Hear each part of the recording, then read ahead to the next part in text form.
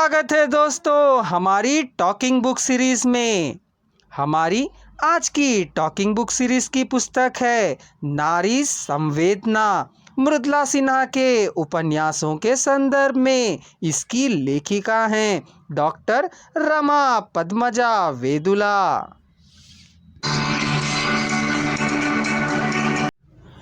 मध्यकाल में पुरुष स्त्री को केवल भोग्या ही मानता था। स्वतंत्रता पूर्व उपन्यासों में प्रगतिवाद और मनोविश्लेषणवाद का प्रभाव रहा है, लेकिन स्वतंत्रता के बाद उपन्यास में लेखिकाओं का भी नूतन साहित्य का सा एक अध्याय बना दिखाई दिया। स्वतंत्र काल में नारी जीवन की सूक्ष्म भावनाओं का संवेदनात्मक चित्रण मिलता है। इस युग में जैनेन्द्र जी का नाम आता है। मनोविश्लेषण उपन्यासकारों में इस युग में भी इलाचंद जोशी अज्ञेय भी आते हैं।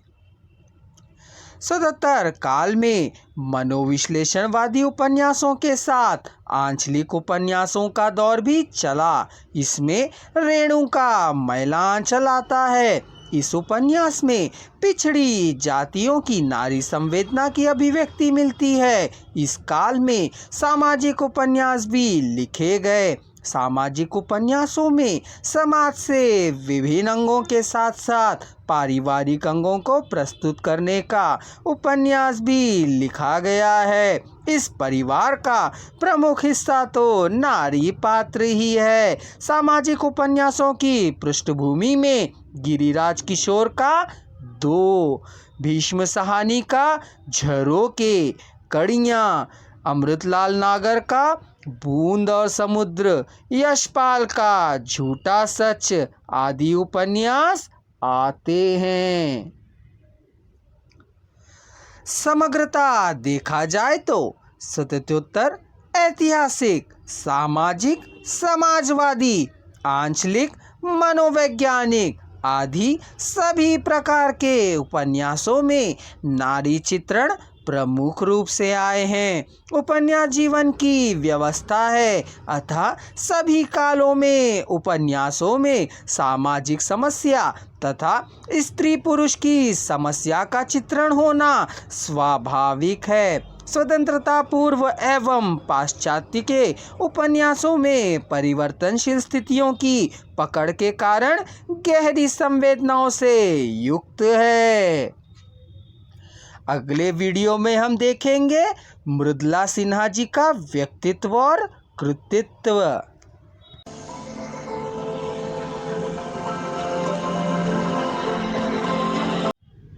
स्त्री को अबला कहना उसका अपमान है, यह कथन है महात्मा गांधी जी के। जयशंकर प्रसाद ने कहा है, स्त्री का हृदय प्रेम का रंगमंच है। शरद चंद्र जी ने कहा है, स्त्री की चरम सार्थकता उसके मातृत्व में है। मनु ने कहा है, जहाँ स्त्री का सम्मान होगा वहीं भगवान का वास होगा।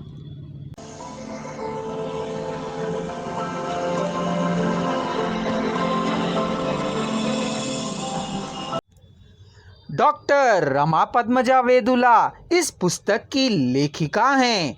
उनका सामाजिक सेवा के तौर पर कई छात्रों को मुफ्त शिक्षा, साथ ही समय समय पर कई शैक्षिक आयोजन वे किया करती हैं। अनुसंधान लेख के तौर पर कई यूजीसी परियोजनाओं को उन्होंने सफल किया है। भविष्य कार्यप्रणाली के तौर पर हर एक को शिक्षित बनाना और पर्यावरण को सुरक्षित बनाए रखना वे अपना दायित्व मानती हैं।